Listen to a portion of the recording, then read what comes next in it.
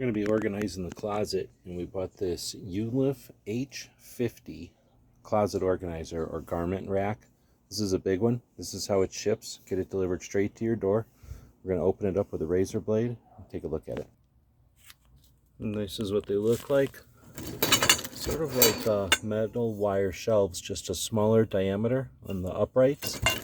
And the shelves are wire shelves of different sizes. They do have some plugs on the corners to keep them separated, and some of them are wire tied together.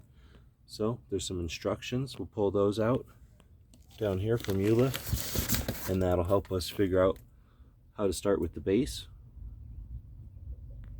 So while there is some assembly required, it's not very difficult. You just lay out the bases, some uprights, decide what organization you're going to put your smaller shelves on, and then some shelves up above.